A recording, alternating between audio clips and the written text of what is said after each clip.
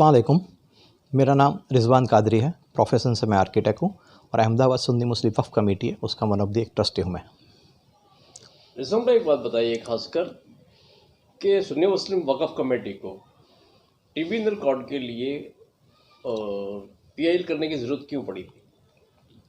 जैसे मैं आपको ये बताऊँ कि ट्रिब्यूनल कोर्ट में एज़ पर एक्ट वक्फ एक्ट 3 जज होना ज़रूरी है। फ़िलहाल मतलब मैं 14/7/2022 से मतलब मैं एक ट्रिब्यूनल के जज ने रिज़ाइन किया हुआ है। जब से थर्ड ट्रिब्यूनल के जज अपॉइंट किए हुए नहीं है। तो अनफॉर्चुनेटली क्या हो रहा है कि कोई भी जजमेंट नहीं आ सकता एज़ पर वक्फ एक्ट के जो भी मतलब मैं एक्ट के उसमें ऐसा तीनों जज की साइन होना ज़रूरी है। तो सिर्फ अभी फ़िलहाल 2 ही जज है, तो तीसरे जन की साइन ही नहीं है। तो टेक्निकली ट्रिब्यूनल सिर्फ काम करती है, वो फॉर्मेलिटी के लिए काम करती है, कोई रिज़ल्ट नहीं आ रहा, कोई डिसीजन नहीं आ सकता। इसी वजह से मतलब में कौम का नुकसान हो रहा है और देश का नुकसान हो रहा है कि देश के अंदर जो अपना न्याय मिलना चाहिए वो किसी को न्याय नहीं मिल रहा है। तो इसी वजह से अहमदाबाद सुन्नी मुस्लिम वक्फ कमेटी ने बार बार उसका रिप्रेजेंटेशन किया वक्फ बोर्ड को, गवर्नमेंट को, कायदा विभाग को रिप्रेजेंट करने के बावजूद इसका कोई मतलब में आगे काम नहीं हुआ। तो इसकी वजह से ना छुट के हमारे मतलब में हाई कोर्ट में जाना पड़ा और एक PIL करना पड़ी, पब्लिक इंटरेस्ट लिटिगेशन करना पड़ी। चलिए सर, एक बात खास और बताइए कि जिस तरीके से वक्फ ट्रिब्यूनल कोर्ट में 3 जजों को रखा जाता है, तो तीनों में क्वालिफिकेशन क्या देख कर रखा जाता है? वक्फ एक्ट में अमेंडमेंट होकर 2013 में जो आया उसमें मतलब में वक्फ ट्रिब्यूनल कायम करने की बात हुई और वक्फ ट्रिब्यूनल कायम करने के अंदर 3 जजों की पैनल बनाने की बात हुई। जनरली कोई भी जगह एक जज होता है तो वो एक जज डिसीजन देता है। ये वक्फ एक्ट को अलग अलग तरीके से समझना बहुत ज़रूरी है। उसी वजह से मतलब में गवर्नमेंट ने स्पेशल ये एक्ट के अंदर जो मतलब मेरा नोटिफिकेशन मॉडिफिकेशन किया रिवीजन आया, उसके अंदर 3 जज की बनाने की बात की। एक जज जो चेयरमैन कहा जाता है वो डिस्ट्रिक्ट जज के लेवल का आदमी एक होता है। जो गवर्नमेंट की तरफ से जो जज होते हैं अलग अलग अपने जो क्या बोलते हैं कोर्ट के अंदर, वो जज की ट्रांसफ़र होकर अपॉइंटमेंट होकर यहाँ होती है। दूसरा एक जो होता है क्लास 1 ऑफिसर के लेवल का एक बंदा होता है जो गवर्नमेंट की तरफ से अपॉइंटमेंट किया जाता है।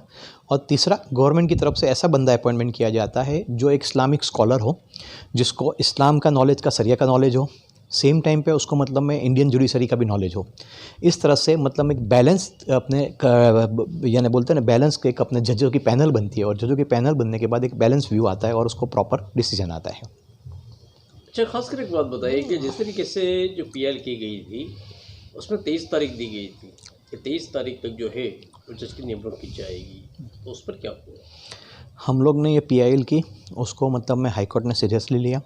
उसको 2 अपॉइंटमेंट 2 मुद्दत पड़ी और 2 मुद्दत पड़ने के बाद हाई कोर्ट ने गुजरात स्टेट को डायरेक्शन दी थी कि 23/6/2023 तक आप कुछ भी करके डिसीजन ले लीजिए और नहीं तो वो तक जवाब दीजिए।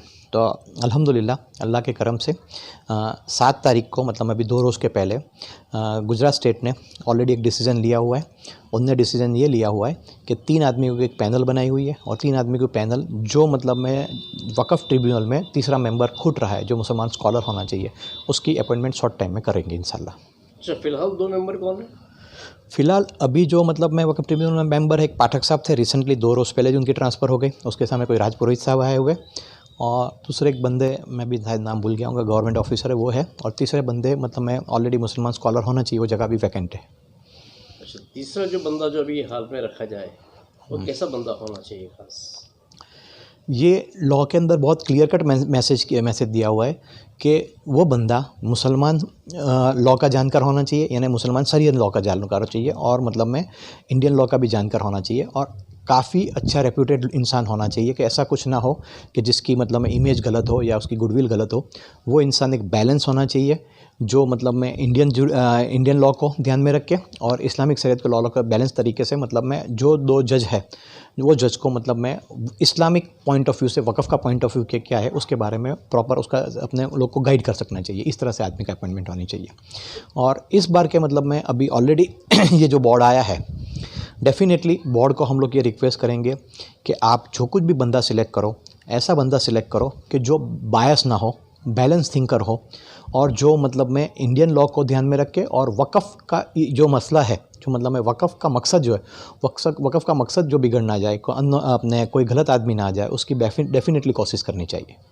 अच्छा, खासकर देखा जाए तो वक्फ ट्रिब्यूनल कोर्ट में जो केस आते हैं वो ज़्यादातर जो है मुस्लिमों के ताल्लुक से ही होते हैं और ख़ासकर उसमें दरगाह, मस्जिद या फिर ऐसे मकानों के केसेस आते हैं, तो उनमें ये बैलेंस करके चलना, जिसमें जो दो है वो नॉन मुस्लिम है और एक मुस्लिम है, इसमें ख़ासकर मुस्लिम को जानकारी ज़्यादा होनी चाहिए, ये ज़रूरी है। नहीं, डेफिनेटली देखो, जैसे कि अलग अलग अपने ट्रिब्यूनल बनती है, कोई जैसा कि मतलब समझो ना कि एग्जांपल मरीन ट्रिब्यूनल बनी, यानी कोई किसी साथ की मतलब एक्सीडेंट की ट्रिब्यूनल बनी, कोई इंश्योरेंस की ट्रिब्यूनल बनी, तो वो उसका मकसद क्या होता है कि सिर्फ उसी टाइप के केसेस आएंगे। वक़्फ़ ट्रिब्यूनल का मतलब है कि जो कुछ भी केसेस वक़्फ़ के इश्यू के रिलेटेड है, और वफ़्फ़ का मकसद ये हैगा कि भाई अल्लाह ताला ने जो प्रॉपर्टी को मतलब में अपने अल्लाह ताला की राह में जिसने प्रॉपर्टी वफ़्फ़ की हुई है वो वक़्फ़ प्रॉपर्टी में आती है।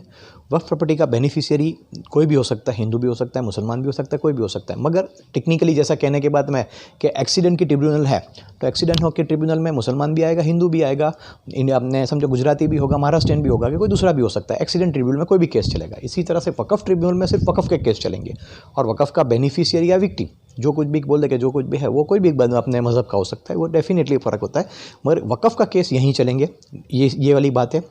और उसी की वजह से मतलब मैं वक़्फ़ के ट्रिब्यूनल में जैसे आपने बताया कि देखी जाए तो मस्जिदों के केसेस होते हैं, अपने मदरसों के केसेस होते हैं, दरगाहों के केसेस होते हैं, खानकाहों के केसेस होते हैं, सेम टाइम पे वक़्फ़ की जो किराए पे दी गई प्रॉपर्टी के केसेस होते हैं।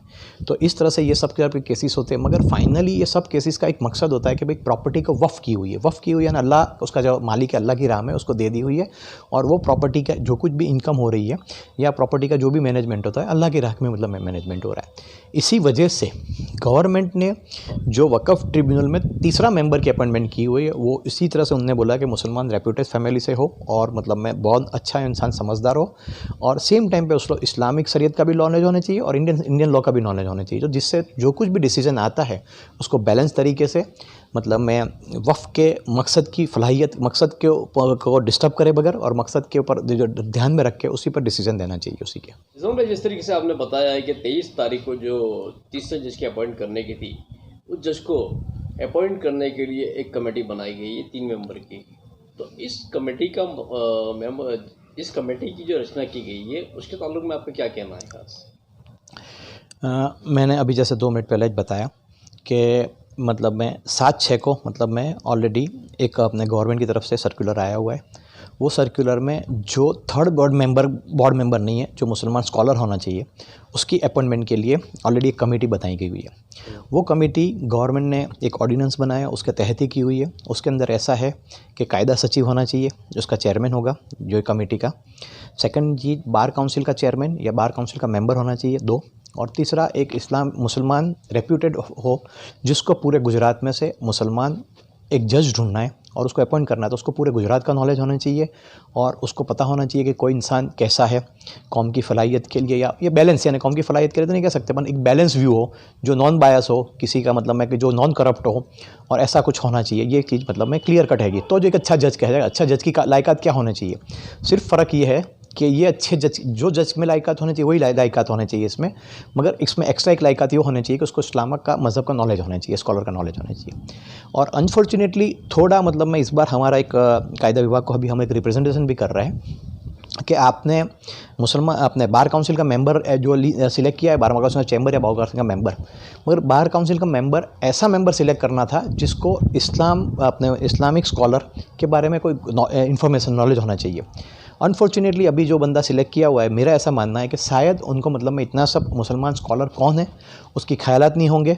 तो होगा क्या कि 3 मेंबर की अपने जो कमेटी है उसमें से सिर्फ एक मेंबर का जो प्रेजेंटेशन होगा उसी को वो दूसरे 2 मतलब में खाली चेक करके यस बोल देंगे। तो शायद मेरा ऐसा मानना है कि गुजरात में से मुसलमान स्कॉलर में से बहुत अच्छे और बहुत लर्नेड और बहुत बैलेंस थिंकर होंगे, उसमें से कितने लोगों को पता भी नहीं होगा। ऐसा होगा कि मतलब मेरे पास सिर्फ 10 इंसान है तो 10 में से मैं एक सिलेक्ट कर लूँगा, मगर मेरा जो वाइड बेस होगा तो मेरे पास 1000 इंसान होंगे, 1000 में से एक अच्छा इंसान ढूंढ के दूंगा, तो जो मतलब मैं अपने गुजरात स्टेट के वक़्फ़ ट्रिब्यूनल में एक सोने पे सुहागा की तरह काम करे। अनफॉर्चुनेटली ऐसा होगा, ऐसा शायद कहीं ना कहीं ऐसा हमारे को लग रहा है कि शायद ऐसा होने की गलती हो सकती है। डेफिनेटली हमारा रिप्रेजेंटेशन कायदा विभाग को, सचिव को हम लोग दे रहे हैं कि भाई आप पूरे उसको वाइड तरीके से सोचें और वाइड तरीके से कमेटी को फॉर्म करें, वो जो मतलब में एटलीस्ट इंडियन लॉ पे लोगों को भरोसा पड़े और इंडियन लॉ पे मतलब अच्छा तरह से लोग काम हो सके, उसी तरह से हमारी एक नीयत से हम लोग रिप्रेजेंटेशन कर रहे हैं। जूरी से अगर मेंबर कभी भी बायस नहीं हो सकता। मेरा कम से कम सामने सबसे बड़े में बड़ा दुश्मन आए, जज का सबसे बड़ा दुश्मन भी आए, मगर वो सच है तो सच की राह में उसको जजमेंट देना पड़ेगा, बायस नहीं होना चाहिए। सबसे पहले जूरी कोई भी जज की क्वालिटी होनी चाहिए। अनफॉर्चुनेटली क्या आज के ज़माने में हो गया है कि ऐसी पोस्ट जो होती है जिसको मतलब मैं ब्लैक एंड वाइट बहुत क्लियर कट नहीं होता, ग्रे होता है, तो क्या होता है कि गवर्नमेंट खुद के जान पहचान वालों को बिठा देती है। और वो जान पहचान वाले क्या होता है कि किसी को मतलब मैं अच्छे लगने में, यानी वो कहते हैं ना कि मैं जनरली हर बार कहता हूँ कि करप्शन सिर्फ ऐसा नहीं होता कि करप्शन सिर्फ पैसों से होता है। बराबर। करप्शन मतलब मैं ऐसा हो सकता है किसी को गलत फेवर करो, वो भी एक करप्शन है का। या फिर मतलब मैं नेपोटिज्म बोलता है, जैसे मतलब मैं समझो ना कि एग्जांपल किसी के डर से, यानी पहले करप्शन जो होगा फेवर यानी नेपोटिज्म की मैं बात करूंगा कि भाई मैं मेरे जान पहचान वाले को फेवर की बात करूंगा तो वो एक का करप्शन ही है। मैं पैसे लेके गलत काम करूंगा तो वो भी फाइनेंशियल करप्शन है। और तीसरा करप्शन जो है वो मतलब मैं डर या लालच, मैं मेरी कुछ लालच की बहलियत से मैं लगेगा कि इसको इसके अगेंस्ट में जजमेंट दूंगा तो ये मेरे अगेंस्ट में सोचेगा या मेरे का नुकसान करेगा, या मैं मतलब मैं इसकी फेवर में जजमेंट दूंगा तो ये मेरे लिए कुछ फ़ायदा करेगा। यानी ग्रीड बोलते हैं इंग्लिश में, और मतलब मैं फियर, ग्रीड और फियर के ऊपर उठ के जो जजमेंट देगा वही जज बेहतर कहा जाता है। इसलिए डेफिनेटली हमारा ये मानना है कि जुडिशरी में, जैसे वक़्फ़ कोई भी जगह पे जुडिशरी में, पर वक़्फ़ ट्रिब्यूनल में तीन मेंबर ऐसे होने चाहिए जो जिसके लिए भारत का बंधारण सर्वोत्तम है, और सेम टाइम पे इसका मकसद जो वक़्फ़ का मकसद है वो भी सर्वोत्तम सर्वोपरि रहेगा। दोनों को ध्यान में रख के सच्चाई की राह में डिसीजन देना चाहिए, विदाउट ये तीनों करप्शन से ऊपर उठ के इसके जवाब में देना चाहिए। तो हमारा ऑलवेज ये रहता है कि करप्शन तीनों में से एक भी करप्शन नहीं होना चाहिए। सिर्फ अपने लोगों को सिर्फ पैसा का करप्शन दिखता है, मगर हमारी नज़र में तो पैसों के करप्शन के अलावा फेवरिज्म का भी करप्शन है और डर और लालच का भी करप्शन है। ये सब करप्शन से उठ के जो जज अच्छा काम करता है ऐसे इंसान को 100% अपॉइंटमेंट करना चाहिए, जो भारत की मतलब इज्जत के लिए, मतलब मैं हमने हमारी जो बंधारण की इज्जत को संभालने के लिए बहुत ज़रूरी है ये चीज़।